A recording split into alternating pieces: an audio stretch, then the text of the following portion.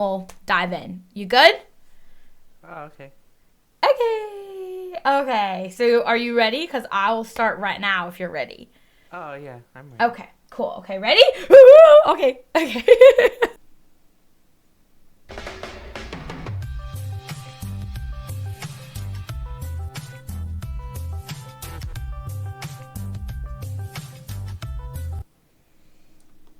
Hi, everybody. Welcome to Coven Conversations. I'm PoopWitchX, and I have with me Mr. Wolf J. How are you doing? Good. And yourself? I'm doing well. So, today's topic, we're going to be talking about gaming and movies and how the two interact together and how they've actually like inspired one another as well. So, Wolf J, is that okay if I just call you Wolf J? I don't mind. Okay.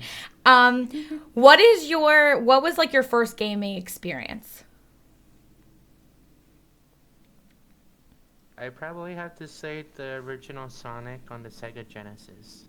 Oh, That okay. was like one of the very first games I played. How old were you? Do you remember? Mm, maybe five or Wow. six. Wow. Do you feel like starting gaming at such a young age has like had it become very influenced in your adult life? Yeah, I guess you could say that. Do you feel like when you play games now as an adult, are you still looking for that feeling of when you were a kid, like that like awe, that like whoa, this game is awesome kind of feeling? Yeah, and sometimes I just get really disappointed and I'm like, okay, I'm putting you in my garbage bin in my mind. I actually get that. I feel like my first gaming experience. Do you remember Lion King, the game in Sega? Oh, yeah. Yeah, that was my first game experience. And that's interesting because it was based off of a movie. And I probably would have never even got the game if I hadn't seen the movie before and was like, oh my God, this is so cool, you know? So I feel like that was my first inspiration that movies influence the gaming industry in a big way. Oh, yeah. Did you do you have like a game or a movie that like is the first thing that pops into your head that they go together? Mm, What about Resident Evil? well, technically, but the Resident Evil games are their own thing, and the movies are their own things.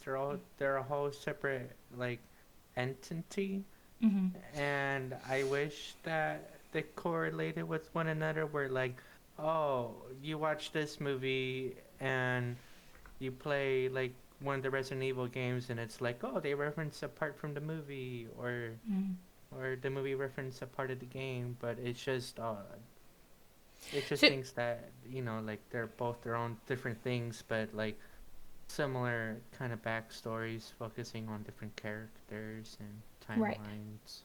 So do you think that in terms of like Resident Evil, the fact that they're two entirely different entities, you can enjoy them each exclusively, or the fact that they're not more correlated, it makes it like a disappointing kind of experience? Um, I think I can enjoy them both um, as their own separate thing Mm-hmm. because they if I'm playing the game, it's enjoyable. If I'm watching the movie, it's enjoyable. And they didn't ruin it so far, in my opinion. Right. Do you feel like if they don't do the game justice in the movie, that it ruins the game and the movie? Or do you feel like it just is like, I'm never watching that movie again? Mm, I guess it really depends. Like, for example, there's more to combat, right? And like that was a big game back in like in the early 80s and 90s, and Mm-hmm. then they released the movie of it, and everybody was like, "Oh yeah, like this movie's gonna be so great. There's gonna be like fatalities and stuff like that." And then you just realize it's just a really bad 80s movie. And But people still love the game. but people still love the game Right. because like the it has everything that people want. They have like characters that do all the cool stuff that they want to do, and each game is updated with the graphics and different close up on the cameras of when you do your special moves, and they add different characters. And the one that I like the most is the 10th one, Hmm. which is Mortal Kombat X, and that's because it has Jason Voorhees, and he's one of my favorite characters to play. So do you feel like the game gets enhanced regardless if the movie is successful, sort of thing? Like the game enjoyment is enhanced and the movie is just like its own thing. You don't even connect the two.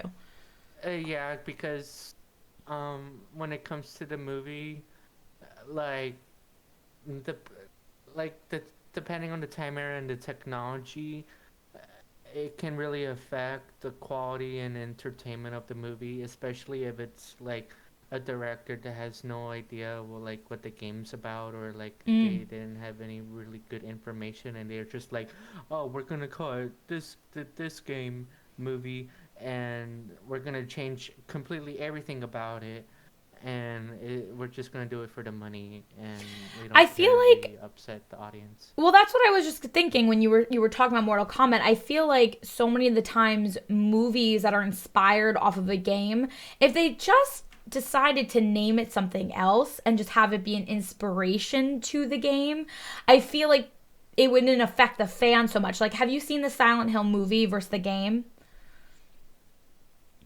I've never played the games because I feel I'll just punch whatever I'm looking at through, but I've seen the Mm-hmm. movies. Mm-hmm. Well, the Um, the movie is like it's almost to me they took the concept of the games, but they changed the main character. They changed like the sort of how the characters interact within the universe.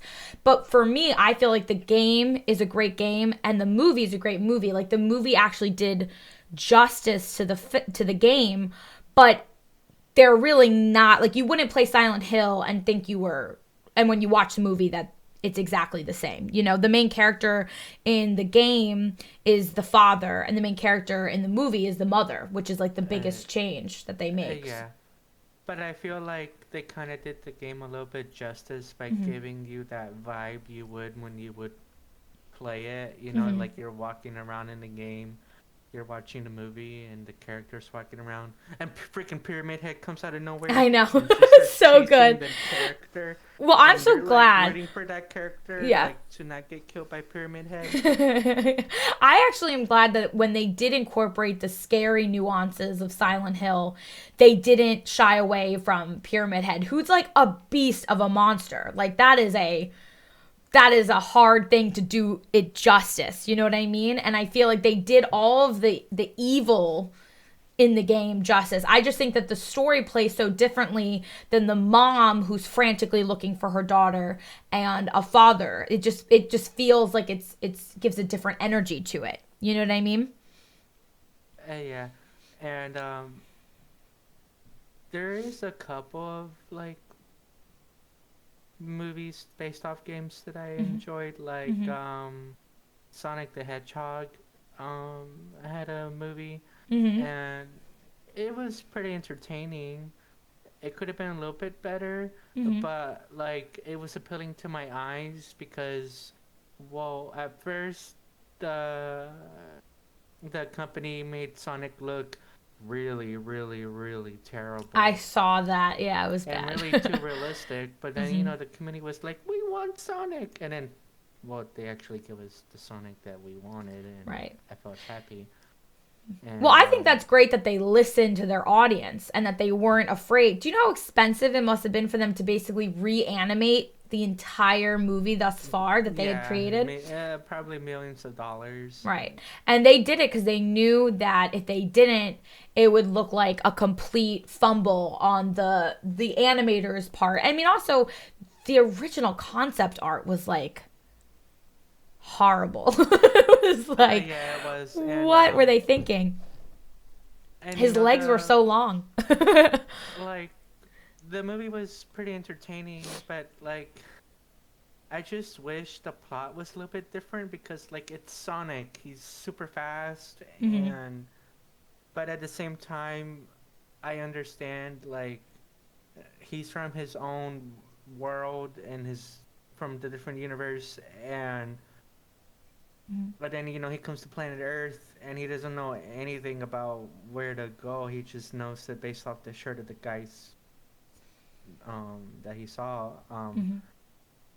But like MatPat did like a YouTube video about it, Mhm. and he was like, technically, Sonic could search all of the United States uh, by himself, and it would take less time than if they did the car ride. Oh, interesting. I feel like my only experience with Sonic I didn't see the movie was the game, and I feel like the game was very high paced and explosive and colorful. Was the movie sort of in that same imagery, or was it they tried to make it Uh, more realistic? yeah, like it was really good CGI, and like when he was running, like it would show he was going really fast, and it was very colorful, Mhm. and like he was zigzagging everything, and Mhm. it was moving all nice and quickly. And then Dr. Eggman came, but I mean, we call him Dr. Eggman because he's bald and his head is kind of Egg shaped. yeah, egg Yeah. like, but like he's really Dr. Robotnik, Okay. and he doesn't like Sonic, but he wants to harness his powers in the plot of the movie. Do you feel like for me, I feel like sometimes the game is like okay. For instance, have you seen The Witcher, the TV series, The Witcher, or the game? Oh, I played all three games and I Mm-hmm. saw the series, and I Mm-hmm. was like, well, I mean, it's not bad, but like it could have been better. Like in my opinion, I feel like I wish there was more monster slaying, Okay. but that's just me. Okay, so I actually really wanted to discuss The Witcher because The Witcher to me is when critics discuss it, it's one of the I would say most loved adaptations from a game to a series. And one of the things that I think makes it I thought was very impressive is that Henry Cavill is like a total Witcher nerd, like played the games a million times, read the books. And I feel like when games are loved by the actors, they tend and the movie cast they tend to portray the game in the correct light. So when I watched The Witcher, I thought it was like a great representation of the games because it seemed like he was Geralt, you know? Like I can't imagine anyone else playing him. Do you feel like his love of the game helped make the show what it was or With the dialogue, yeah, I just meant more like what we were seeing. I wish like it was a little bit more like, oh yeah, we're gonna show a scene of Geralt going to this village, and he's just gonna keep attacking these monsters that are pillaging the village, and he's gonna get rewarded. But I understand that like they're trying to go a different route with like the storyline, right. and I think that's one of the biggest takeaways from like when you're playing a game, Wolf J. Do you like the I get to choose my own destiny aspect of it? So when it's translated into a TV show, it loses that magic for you? yeah, kind Okay. of, Okay. cause The Witcher, it's all at least with the third one, it's open world Mm-hmm. to an extent, and you can go, oh, I want to go to this town, and I just want to stay in this town until I help do everything here. Mm-hmm. Um, One of the other but things. Oh, I'm sorry. Go ahead. I did like that they implemented the characters like Yennefer. Mm-hmm. Hopefully, we're gonna see. Well, I wish Triss was the way that she was from the games, but I Yeah. understand that they want to change things up. Mm-hmm. And um, well, we can never forget the toss a coin to your Witcher. Yes. Oh my gosh, that was what a great addition, right? Such a Yeah. good addition. But what's interesting that you brought up is I feel like one of the biggest outcries from the Witcher series was how much they changed the way the characters looked. Yeah, if they changed how Geralt looked, I Yeah. probably wouldn't have watched the show. But Yeah. when I saw like how similar he looked, Hmm. I was like, okay, I'll give it a Hmm. shot. Right. I'll I give it a think shot. Henry Cavill embodies the way the Witcher looks so much that they almost felt like they could get away with changing the secondary characters. There's a character, and you probably know better than me, who was like known in the games for having red hair. Yeah, Like, that's Triss Merigold. right. And they completely changed the way she looked. And I felt like that was the biggest, because I actually joined the Witcher subreddit because I was like obsessed. I thought it was such a good show. And that was a huge outcry because evidently, does she have more of a role in the games, Triss? Yeah, and the second and the third one, well, most specifically in the second one, you technically have amnesia, and you don't know where Yennefer is, and you're looking for her, Okay. and Hmm. let's just say you and Triss Merigold can have a romantic Oh, relationship in the second game and the no way. third game. And No. in the Oh, third wow. game, you can have a romantic relationship with Triss or with Yennefer, but you can't have both at the same time because then they break up with you. Oh my So, gosh, that's hysterical. but Oh canon my gosh. wise, if you wanted to do it right in the third game, you pick Yennefer. Okay. If you want to do it canon wise. Okay, so when you watched the series, you felt like the biggest deficit that you saw was that there weren't enough monsters. Yeah, like towards the end, like they were fighting the dragon, Mhm. and like they had to save it to the end. But all the Mhm. other episodes, it's like it felt like a drama, Orange Housewives, Okay. Witcher Hmm. universe to me. Interesting. Do you is maybe that is one of the biggest things that when production companies are trying to take a game, like you said, The Witcher has three series, and each one has lots of monsters and lots of options. When they adapt it to a film, they are limited to a budget and to what actors are able to do and what CGI artists are able to do. So movies and TV shows are going to have a much harder job of conveying those monsters and all those battles than the games would. There is one movie that I watched in theaters and that I own that I really enjoy, which is the World of Warcraft movie. Oh, okay.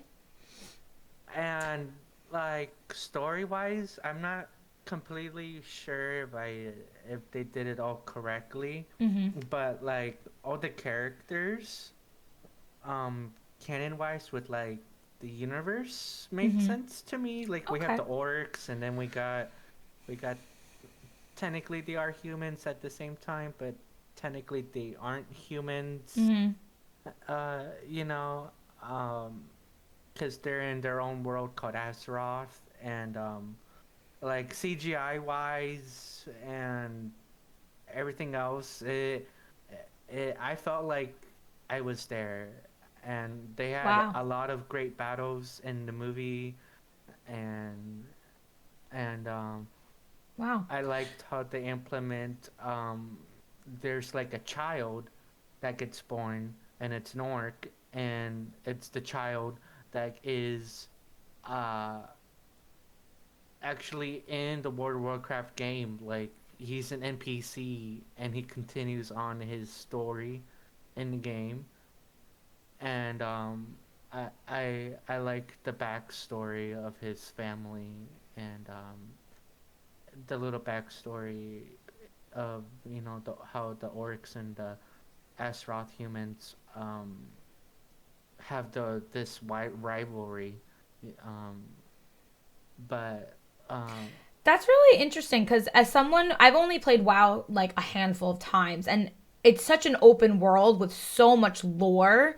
I'm surprised that somebody who you've enjoyed the games enjoyed the movie because I feel like an adaptation of an open world game that's been around for so long, the movie would never be able to encapsulate everything that the game. But I'm impressed that you said that the movie did the game justice.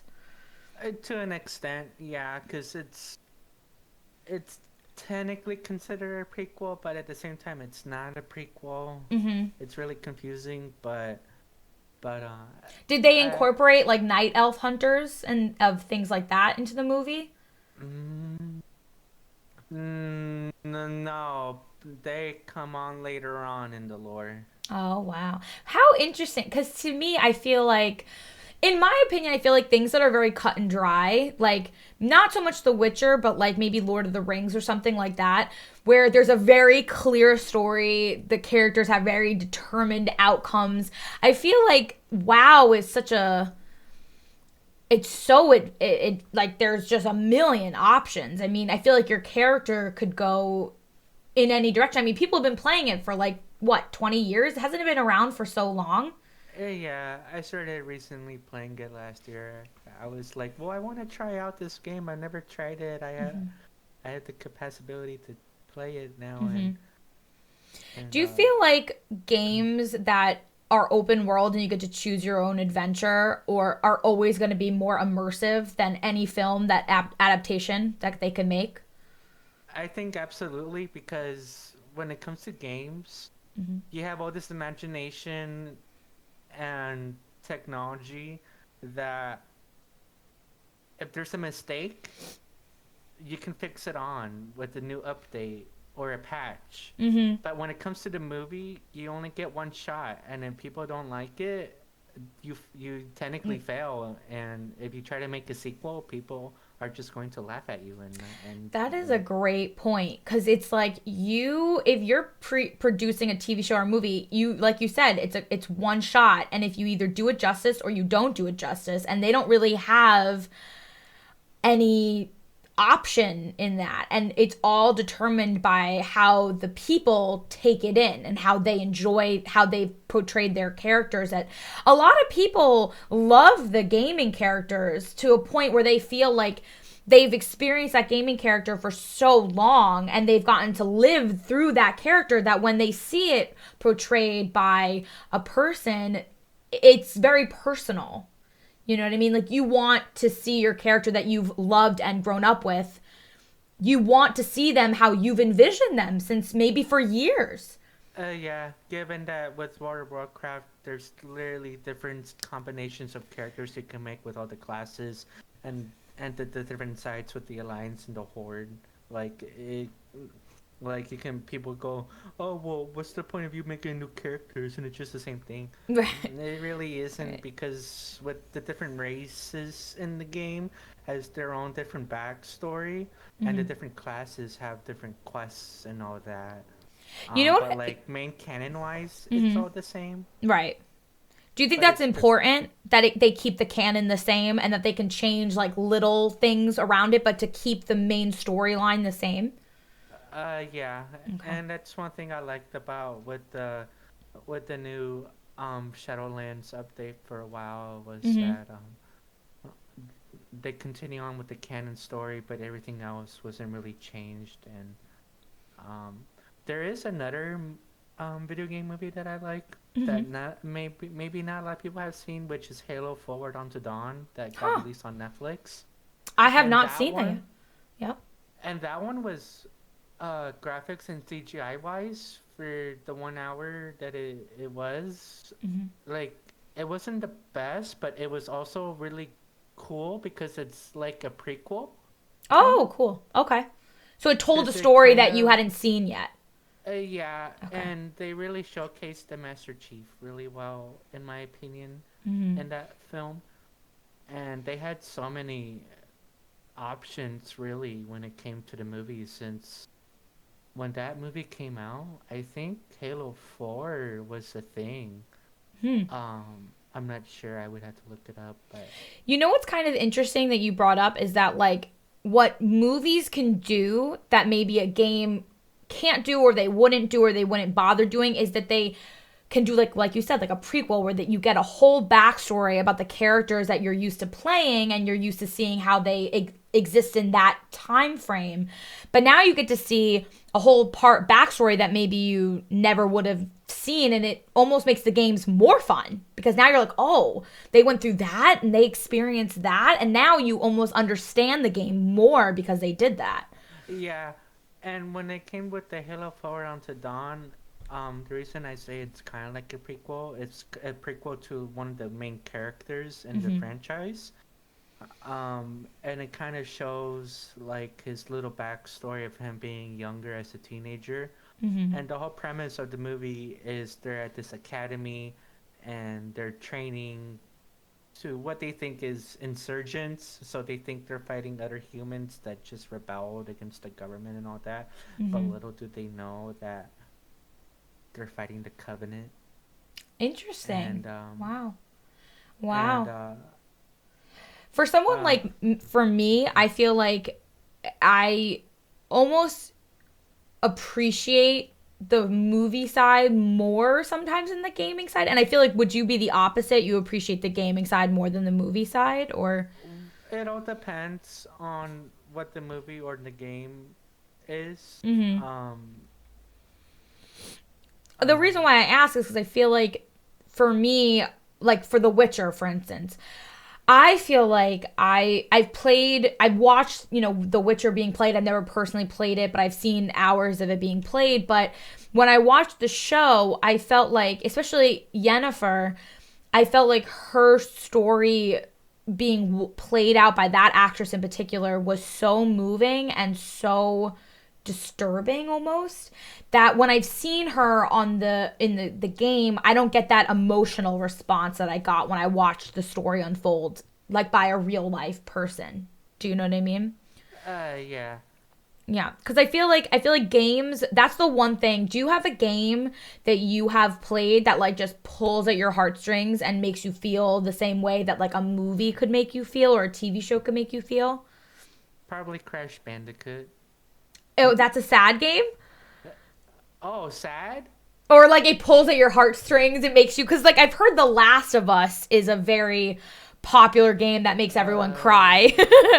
I have Well, not played The Last of Us, but I've heard it's the very first sad. one was good, but people don't like to talk about the second one, Oh no, and I because don't want to get into a debate about that. okay, okay. But I've never played. I think like when it comes to like it's a movie and it's a video game movie that moves my heart, or Yeah, just a game a that moves. game that just moves you a little bit. Oh, probably I think one game that I played where I think I almost cried would have to be um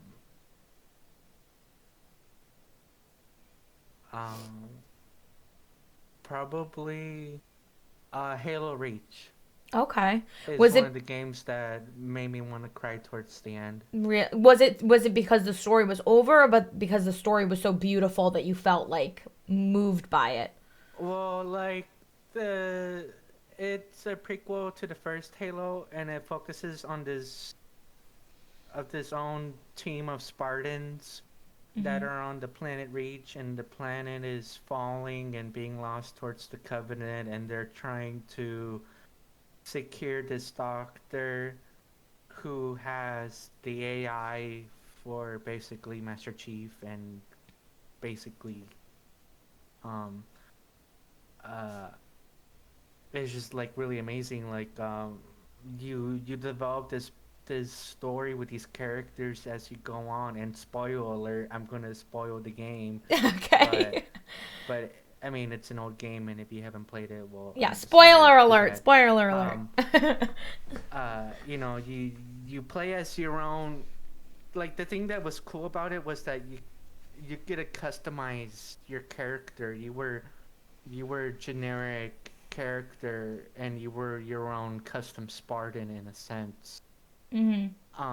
And you have this team, and throughout the game, each character slowly starts dying. Oh. One of the first characters um, basically got shot in the head from Oh a wow. sniper, Wow. and she gets shot, and you're like trying to recover her, and like you have your some of the NPCs are like it's a cutscene, and like they're shooting at the enemies, and like you and your leader are like dragging the body, and then the character dies, and then there's another part where you're on the ship, and you have to basically blow it up, but there's a catch. The bomb has to be manually detonated.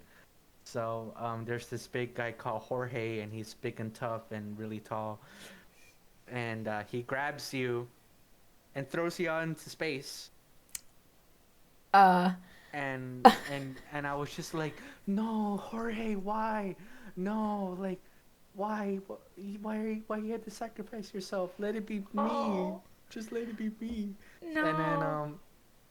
there was another part. You're going into the battle.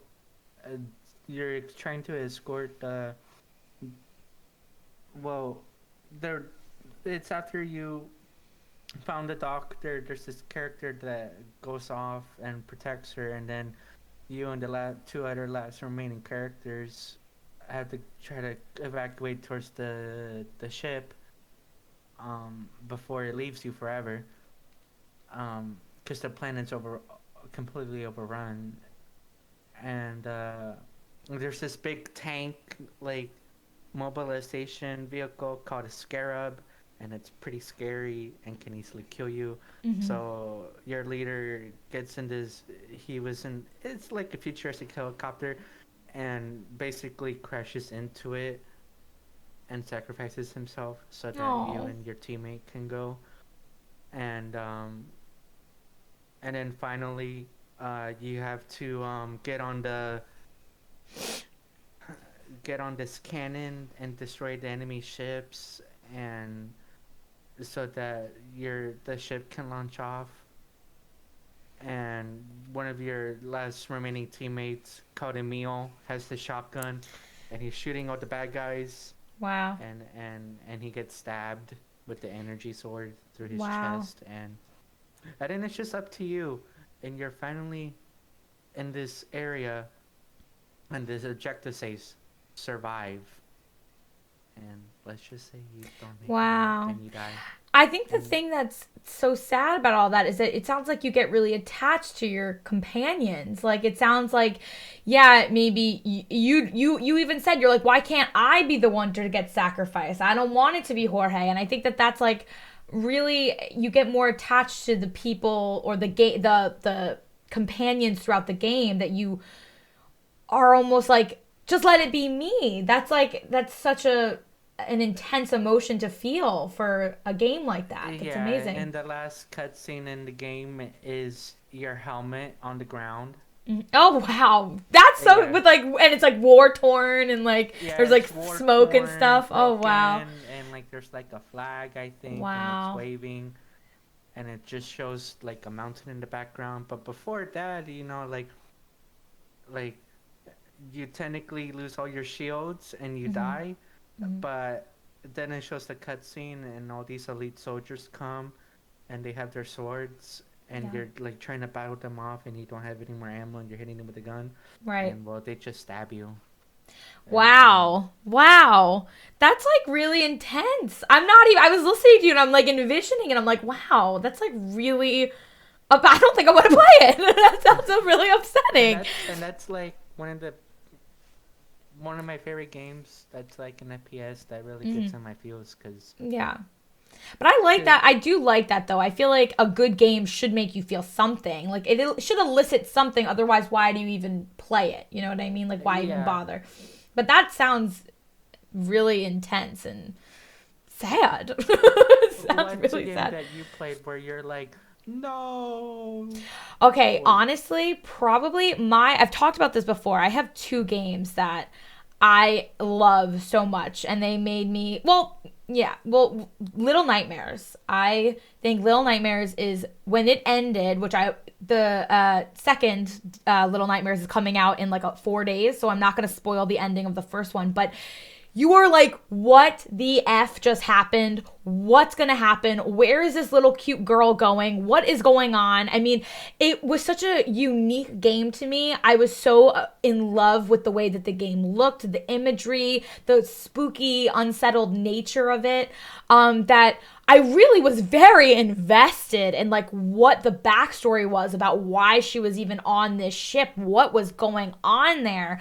And then another one I really liked, which was it was one of the first games I've ever actually played like gaming wise. The Long Dark, which is a survival game in Canada, and I don't know what it was about that game, but it sort of makes you, it sort of exemplifies loneliness and despair, and just like the struggle was so real in that game. I mean, you die every 5 minutes in that game. I mean, it is just, there's no one around. It just white out snow. And for some reason, I felt like the imagery of it was a little almost too realistic, if that makes any sense. Like, you look at his hands and they're all frostbitten, and it's all in first person, which I think does make a very big difference. When a game, do you feel the same way? If it's in first person or third person, it changes your perspective of how the game plays out, or do you feel like you're either way you're emotionally invested?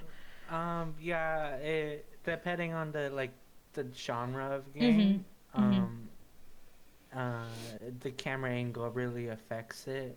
Right. Like for instance, Alien Isolation. I've I played that, it, yeah. and it's first person, and Right. you have limited vision. You're only seeing what you would see realistically. Totally changes, because that game is supposed to make you on edge. It's supposed to make Yeah, you and tense. every time I try to install and play it, literally, I can't get past like one of the very first parts. Like there's a part where people on the ship, like everyone's hostile at you and they want to kill you because Yes. they don't trust you because they think you're an alien. And so I'm hiding and I'm letting the alien kill the bad guys. And I'm Yeah. gonna go run and try to get the gun. But I thought didn't pay Alien. attention well enough, Yeah. and I turn around and the alien comes, grabs me, and then I'm like, no, No. no. How do I Yeah. delete the game again? Yeah, Alien Isolation and I felt like it was mostly the atmosphere that caused a lot of the stress. I played the game for hours, and you really only see the alien very sparsely, and I feel like they relied more on the ambience of the game to make you unsettled. Whereas if you compare it to like Outlast, everything yeah. is terrifying. The randomization of it is terrifying. The fact that, and you know what's interesting is I'm shocked that no one's made a movie based on Outlast. That's what I was about to say. Like, Yeah. Like, what the hell? That game. And you know what's interesting that I was just thinking? We were talking a lot about how games have influenced movies, but what about how movies have actually influenced the gaming culture? I feel like games have become so much more cinematic, and they feel like there's a movie within the game. You know what I mean? yeah, depending on the game, the cutscenes, You're right. like the Assassin's Creed ones, for sure. Uh-huh. Right. Like you watch them and you feel like you're watching a TV show. Right. And I Or a love movie. that they do that, because I feel like it enhances the gameplay and it makes it feel more all encompassing. Instead of just you playing the game and just working through the story, they give you these cut screens, and then they give you these backstories, and the cut screens always look so much better than the game. I hate to say it, but they always Yeah, do. and it's mostly because it takes a lot of data and money for it to look that way. Right. Right. That they can only do it for certain parts, like Right. the cutscenes. Well, that was like with what was that game that just came out? Cyberpunk that just came out. That was like. Oh yeah, I played that. And Did I you had like it? I liked it. I had some bugs, not gonna Yeah, lie. I've But heard. they Yeah. weren't game breaking. Right. But And the thing. that one, Right. I felt like I was in kind of like in a movie. Right. Yeah. I think that's what they were going for. That like that's why I think that there was kind of buggy and there was people complaining about glitches, is because the graphic quality of it was pretty unmatched. I can't think of any other game that I've seen that looks. No, I don't Right. think I can really compare any other games that look really good as that game. Right. But the reason it kind of did terrible Yeah. is because Yeah. people have been waiting for so many years for the game. Plus, Right. it has Keanu Reeves. A lot of people like Right. Keanu Reeves, Right. and people go, give us the game, and the company's like, no, we don't want to release it yet. It's not We're trying ready. to fix everything. We're Right. trying to make it the best game, so when you play it, there's no issues. And then they caved in to the community and they released it. and it was It meant wasn't ready. for Yeah. it was meant for PC and next Mhm. gen consoles. And Mhm. when I mean next gen, the Xbox One X, the Mhm. PS5, Mhm. and most of the people that complained were like PS4 or Xbox Right. One, Right. and some PC. Well, Um, also because like it's almost like when a production company like Game of Thrones got so much yelled oh at yeah. because it took years to make each season. But the reality is like Cyberpunk and all those things. Yes, it took years, but if they released it too soon and it wasn't perfect, then people get mad too. So that's why I feel like the duality between the gaming industry and the movie TV industry is sort of similar. It really is the way that, and we take in this entertainment. I think that it really does. I think that they're almost bleeding together now. Like the way that we look at the game. When have you ever heard like people, getting mad because a game looks so realistic? I mean, Cyberpunk, regardless of how it played, it looked so realistic, and people were mad about something else. And then you have shows like Game of Thrones that have million-dollar budgets. People are mad about the story writers. I feel like the way we take in entertainment, we criticize really no matter which way the dial swings. You know what I mean? Yeah. And No. like when it comes to Star Wars, like Oh that's a yeah. great movie franchise, Mhm. Like some of the plots for some of the movies it's blah, but Mhm. like game wise, Mhm. I remember the original Star Wars Battlefront 2 on the PS2. Oh, that was a dream. And Oh, then they you lit up released when you said that. That's so cute. and then they released the new Battlefront 2. Yeah. And yes, sadly I own it because it's free. It was free on the Epic Games Store. Yeah. Let's just say at release that game looks great, and it's one of those games that I like because they like gameplay wise, it's fun. But at release, there was just so much microtransactions with Mhm. it. Mhm. With like, if you wanted to be Darth Vader, you had to play like 80 hours Oh just to wow. unlock him for free, or you Wow. could pay like $60 or something. Those are pay to plays, which I feel Yeah, like and what's really sucks yeah. is that the game was $60. Wow, that's a lot. That's a lot. And I feel like pay to plays need to be they need to stop making pay to plays. I mean, people like you said, they spend $60 on the game itself, and then if you have to keep 80 hours to unlock a character is an enormous amount of time just to unlock one character. And I feel like that diminishes the gameplay if you have to work so hard. And honestly, gaming should always fundamentally be for the enjoyment of the gamer. And I feel like when they lose sight of that, or really any form of entertainment loses sight of that, that's when you get into Cyberpunk releasing when they're not early because they want to just shut people up, and then the game gets messed up and then they have a problem. This game is a pay to play so that, people are like, "Hey, I've waited for this game, but now you're making me spend all this money." I feel like when you're constantly at the mercy of the what the people want, it's better to just do it right and think it through than to rush it or do it where you're going to make the gaming experience not enjoyable. You know what I mean? Yeah, and one of my favorite Star Wars Mhm. games would have to be Star Wars Jedi Fallen Order. Mhm. Just because of, yeah, it was made by EA, but Mhm. EA like redeemed themselves, Mhm. and I I felt like I was there. The game mechanics were fun. It was hard like Dark Souls, but it was rewarding. It was fun. There was no microtransactions Mhm. for you to beat the game or give you Mhm. an advantage. Right. Like there was some like different editions of the game, but it was just purely cosmetic, and Mhm. that's okay. Like when it's all just cosmetic or to give you content for hours, like that's a justifiable purchase. Right.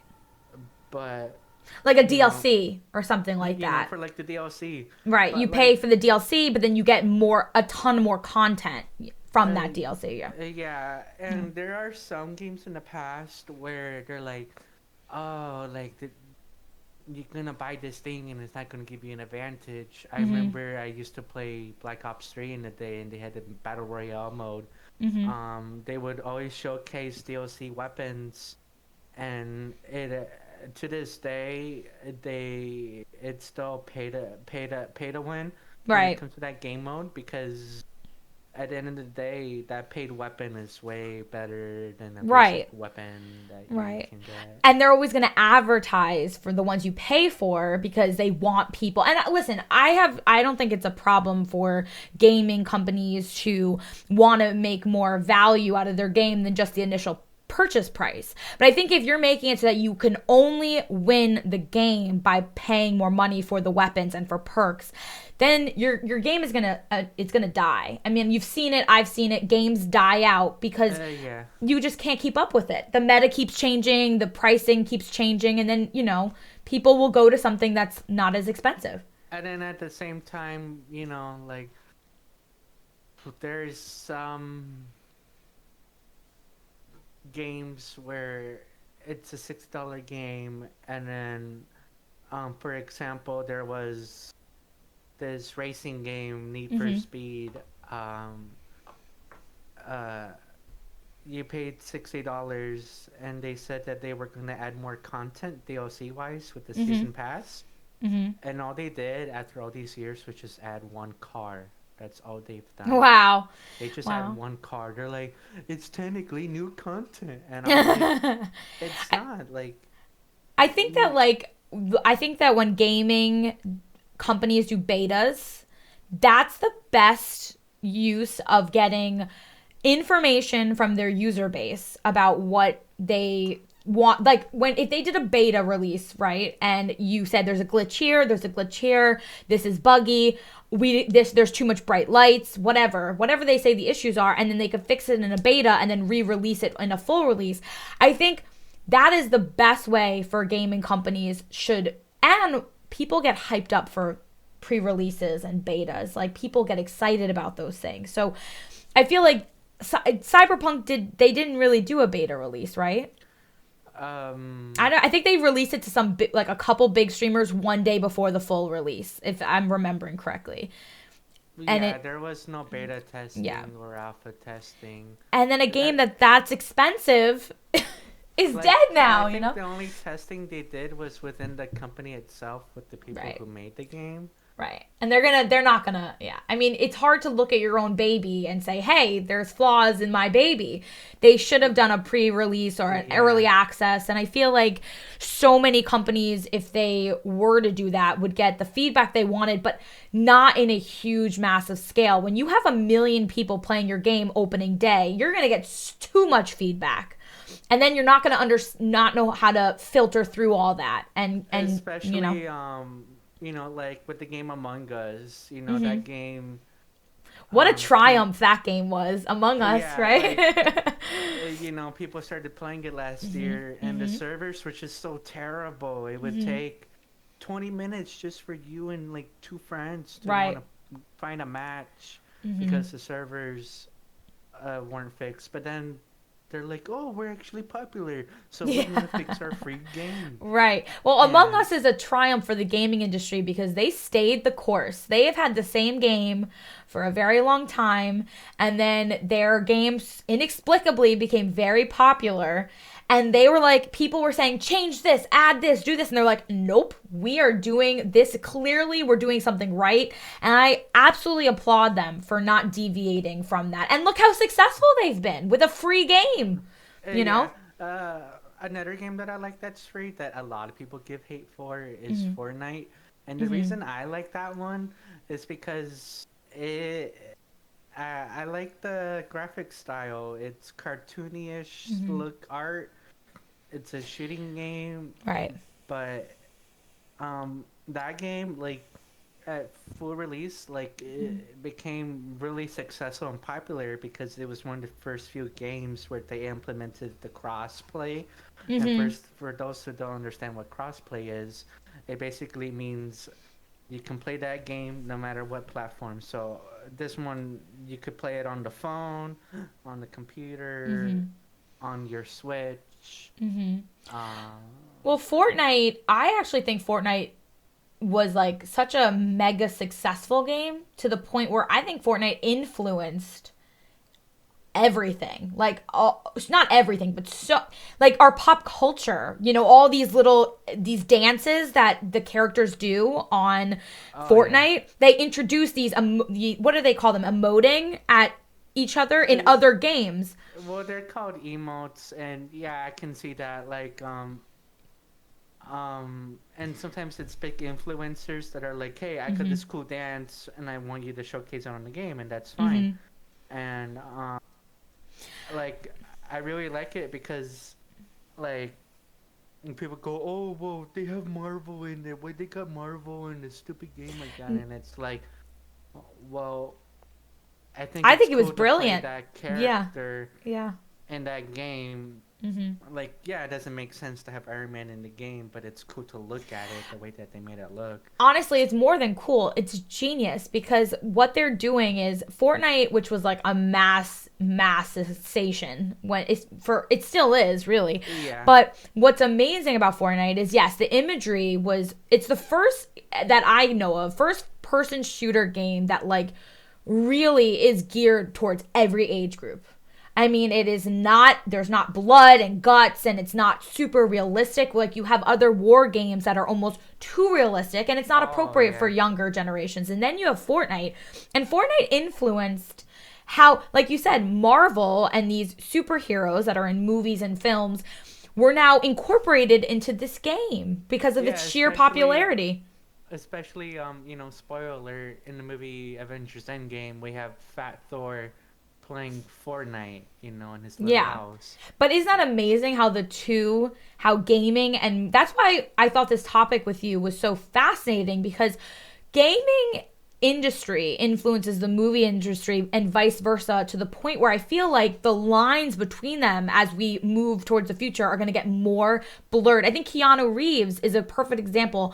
He is a mega Yeah. successful movie star, and he was part of cyberpunk. And I think that was a huge draw. And I think we're going to see this shifting of actors and actresses moving into gaming and voiceover and doing those side things. The lines are going, I mean, look at all these successful TV shows that are based off of games now. I really do believe they are fundamentally going to just bleed together I'm completely. surprised they haven't done a Minecraft movie. Yeah, I think that like you saw with like the Legos, which I always think Legos is an interesting thing because you have Legos that all of us kids grew up with. And then they Oh, took a yeah. game that's a physical game and they made it into a very successful TV movies, and I think there was Yeah, even a TV show. I love both the Lego Movie and Lego Movie 2. Right. And So I think that they play off of each other now more than ever. I think like Legos, when it came to games, I think was like the first influencing type game. Like Fortnite has the Marvel, but they got that idea from Legos. Right. Lego, Lord of the Rings, Star Wars, Jurassic World, Jurassic Park, Harry Potter, um, Marvel. Like the list goes on. If they made the toy, they have a game for it. Exactly. And that's what I think is like sort of tying this all together, because we're there. The thing that I think is really interesting is that like we always had movies and TV shows under its own umbrella, and gaming was its own thing. And I think the future generations, especially the future gamers of the world and the future production companies of the world, the people who are going to be the trendsetters going forward, they are going to bleed together. If there is a movie, they're going to make it into a game. I mean, we have movie villains throughout generations in Dead by Daylight. I mean, movies that came Yeah, out in the 80s and in the 90s are now in a game that's very popular and still played to this day. And they're constantly incorporating horror villains into Dead by Daylight. And I think you're going to just see more of that bleeding until it's almost like an umbrella category for all of it. You know what I mean? And there was this one movie game that came out, which was Friday the 13th, which I think technically came out before Dead by Daylight, if I'm not Yes. mistaken. Yes, absolutely. And that game was so much fun. Like it was. I loved Friday the it's 13th. It's immersive. You get to play as Jason. You get to feel what it's like to be in his perspective compared to just seeing him dash through the window in the movie. You get to do that. You get to pick up the camper. Right. and kill them in any way you want, which I think Right. it was really great for that game. Right. But it's kind of sad that they kind of shut down the Yeah. multiplayer servers. Well, Because, that's actually where the movie industry and the gaming industries will headbutt, because that was all because of licensing issues. yeah. So, I mean, I love Friday the 13th as well. That's a great game. That was such a good representation of the films, and I think that's why it was super popular. But then, unfortunately, because of that's why it's sort of, I feel like if they did become and fall under an umbrella, you wouldn't have these licensing issues as much, and then people would almost consider gaming and movies and TVs almost like a free market. Like if a TV show comes out, you work with the TV show producers and you make a game off of it, and you couple the two. So I Mr. Wolf J, do you have anything else you'd like to add for today's podcast? Well, I was wondering, Yeah. since we're talking about games and movies, Mm-hmm. if I can possibly do some of my famous impressions that I've learned how to do over the Please, years. dazzle us right now. Well, I know how to do Pennywise Okay. pretty well Do it. from, It, and Hiya there, Poop Witch. It's me, Pennywise. Would you like to have some popcorn down here in the sewer?